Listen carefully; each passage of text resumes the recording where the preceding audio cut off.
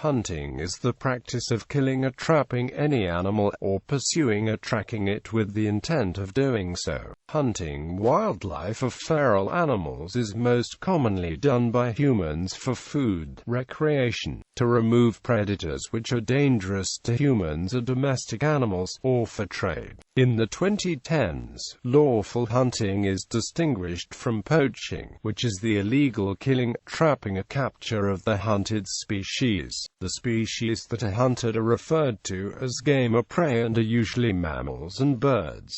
Hunting can also be a means of pest control. Hunting advocates state that hunting can be a necessary component of modern wildlife management, for example, to help maintain a population of healthy animals within an environment's ecological carrying capacity when natural checks such as predators are absent or very rare. However, hunting has also heavily contributed to the endangerment, extirpation and extinction of many animals. The pursuit, capture and release or capture for food of fish is called fishing, which is not commonly categorized as a form of hunting. It is also not considered hunting to pursue animals without intent to kill them, as in wildlife photography, bird watching, or scientific research activities which involve tranquilizing and/or tagging of animals or birds. The practice of foraging or gathering materials from plants and mushrooms is also considered separate from hunting. Skillful tracking and acquisition of an elusive target has caused the word hunt to be used in the vernacular as a metaphor, as in treasure hunting, bargain hunting, and even hunting down corruption and waste. History.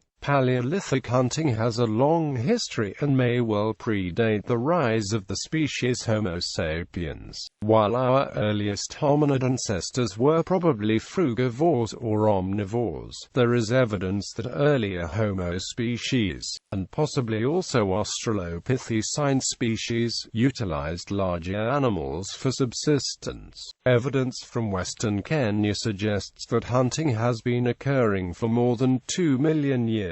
Furthermore, evidence exists that hunting may have been one of the multiple environmental factors leading to extinctions of the Holocene megafauna and their replacement by smaller herbivores. North American megafauna extinction was coincidental with the Younger Dryas impact event, possibly making hunting a less critical factor in prehistoric species loss than had been previously thought. However, in other locations such as Australia, humans are thought to have played a very significant role in the extinction of the Australian megafauna that was widespread prior to human occupation. The closest surviving relatives of the human species are the two species of Pan, the common chimpanzee and bonobos. Common chimpanzees have an omnivorous diet that includes troop hunting behavior based on beta males being led by an alpha male. Bonobos have also been observed to occasionally engage in group hunting, but eat a mostly frugivorous diet. While it is undisputed that early humans were hunters, the importance of this for the emergence of the Homo genus from the earlier Australopithecines,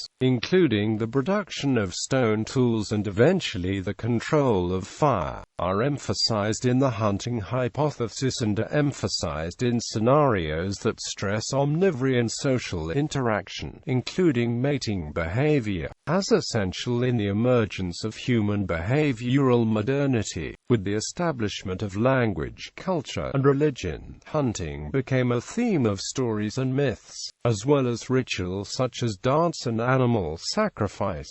Hunting was a crucial component of hunter-gatherer societies before the domestication of livestock in the dawn of agriculture, beginning about 11,000 years ago. By the Mesolithic, hunting strategies had diversified with the development of the bow 18,000 years ago and the domestication of the dog about 15,000 years ago. There is fossil evidence for spear use in Asian hunting dating from approximately 16,200 years ago. Many species of animals have been hunted throughout history. It has been suggested that in North America and Eurasia, caribou and wild reindeer may well be the species of single greatest importance in the entire anthropological literature on hunting, although the varying importance of different species would depend on the geographic location. Hunter-gathering lifestyles remained prevalent in some parts of the New World, sub-Saharan Africa, and Siberia, as well as all of Australia, until the European Age of Discovery.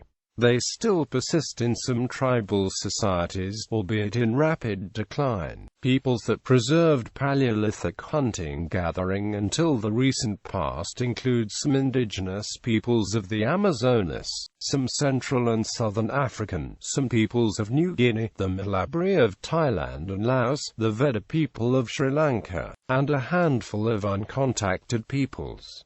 In Africa, the only remaining full-time hunter-gatherers are the Hadza of Tanzania. Criticism. Archaeologist Louis Binford criticized the idea that early hominids and early humans were hunters. On the basis of the analysis of the skeletal remains of the consumed animals, he concluded that hominids and early humans were mostly scavengers, not hunters, and this idea is popular among some archaeologists and paleoanthropologists. Robert Blumenschein proposed the idea of confrontational scavenging, which involves challenging and scaring off other predators after they have made a kill, which he suggests could have been a leading method of obtaining protein-rich meat by early humans. Antiquity. Even as animal domestication became relatively widespread and after the development of agriculture, hunting was usually a significant contributor to the human food supply. The supplementary meat and materials from hunting included protein, bone for implements, sinew for cordage, fur, feathers, rawhide and leather used in clothing.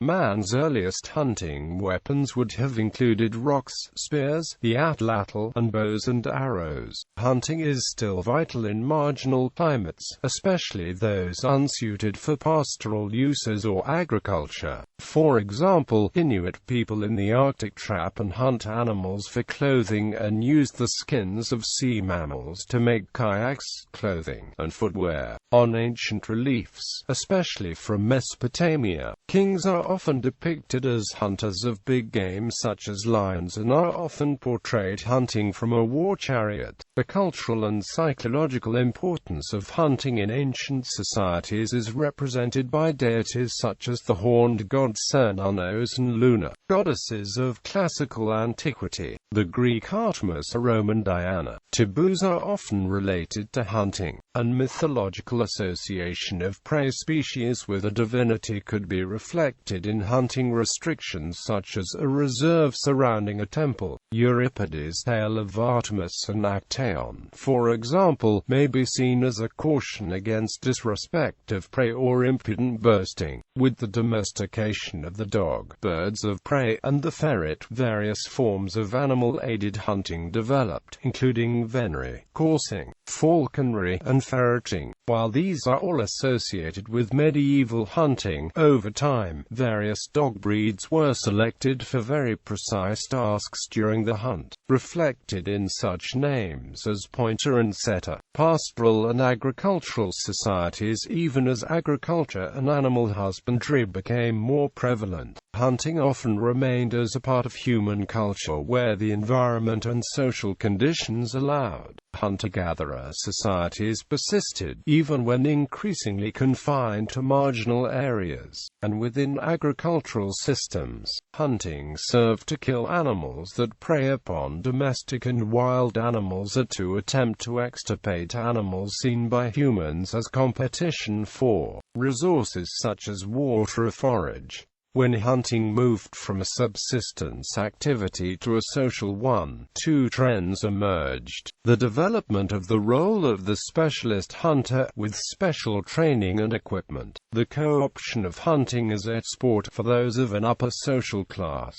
The meaning of the word game in Middle English evolved to include an animal which is hunted. As game became more of a luxury than a necessity, the stylized pursuit of it also became a luxury. Dangerous hunting, such as for lions or wild boars, often done on horseback or from a chariot, had a function similar to tournaments and manly sports. Hunting ranked as an honorable, somewhat competitive pastime to help the aristocracy practice skills of war in times of peace. In most parts of medieval Europe, the upper class obtained the sole rights to hunt in certain areas of a feudal territory. Game in these areas was used as a source of food and furs, often provided via professional huntsmen, but it was also expected to provide a form of recreation for the aristocracy. The importance of this proprietary view of game can be seen in the Robin Hood legends, in which one of the primary charges against the outlaws is that they hunt the king's deer. In contrast, settlers in Anglophone colonies gloried democratically in hunting for all. In medieval Europe, hunting was considered by Johannes Scotus Erasmus to be part of the set of 7 mechanical arts.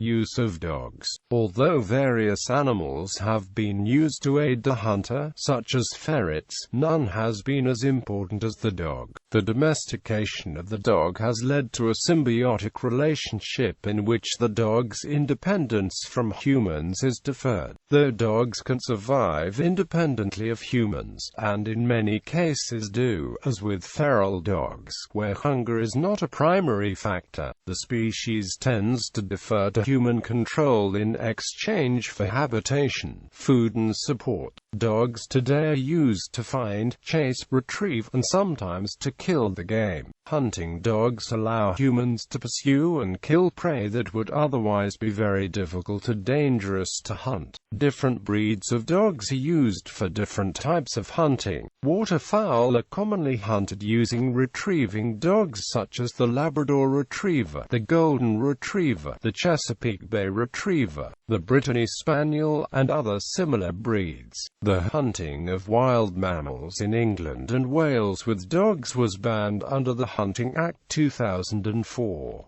The wild mammals include fox, hare, deer and mink. Hunting with dogs is permissible, however, where it has been carried out in accordance with one of the exceptions in the Act. Religion. Many prehistoric deities are depicted as predators or prey of humans, often in a zoomorphic form, perhaps alluding to the importance of hunting for most Paleolithic cultures. In many pagan religions, specific rituals are conducted before or after a hunt. The rituals done may vary according to the species hunted or the season the hunt is taking place. Often a hunting ground, or the hunt for one or more species, was reserved or prohibited in the context of a temple cult. Indian and Eastern religions. Hindu scriptures describe hunting as an acceptable occupation, as well as a sport of the kingly. Even figures considered godly are described to have engaged in hunting. One of the names of the god Shiva is Mrigavyada, which translates as the deer hunter. The word Mriga in many Indian languages including Malayalam not only stands for deer, but for all animals and animal instincts. Shiva, as Mrigavyada, is the one who destroys the animal instincts in human beings.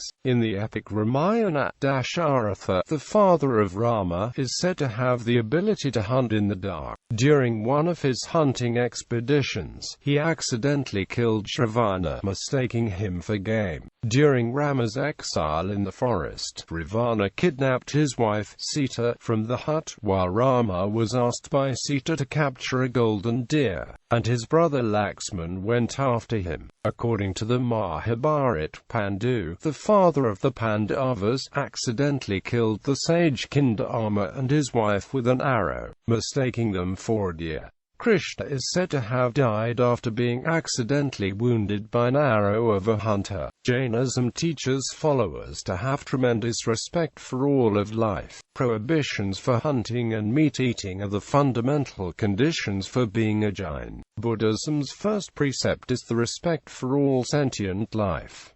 The general approach by all Buddhists is to avoid killing any living animals. Buddha explained the issue by saying, "All fear death. Comparing others with oneself, one should neither kill nor cause to kill." Christianity, Judaism, and Islam. From early Christian times, hunting has been forbidden to Roman Catholic Church clerics. Thus the Corpus Juris Canonici says, "We forbid to all servants of God hunting and expeditions through the woods with hounds, and we also forbid them to keep hawks or falcons." The Fourth Council of the Lateran, held under Pope Innocent III, decreed, "We interdict hunting and hawking to all clerics." The decree of the Council of Trent is worded more mildly, "Let clerics abstain from illicit hunting and hawking," which seems to imply that not all hunting is illicit, and canonists generally make a distinction declaring noisy hunting unlawful, but not quiet hunting. Farraris gives it as the general sense of canonists that hunting is allowed to clerics if it be indulged in really and for sufficient cause, as necessity, utility or honest recreation, and with that moderation which is becoming to the ecclesiastical state. Ziegler, however, thinks that the interpretation of the canonists is not in accordance with the letter or spirit of the laws of the Church. Nevertheless, although a distinction between lawful and unlawful hunting is undoubtedly permissible, it is certain that a bishop can absolutely prohibit all hunting to the clerics of his diocese, as was done by synods at Milan, Avignon, Liege, Cologne, and elsewhere. Benedict XIV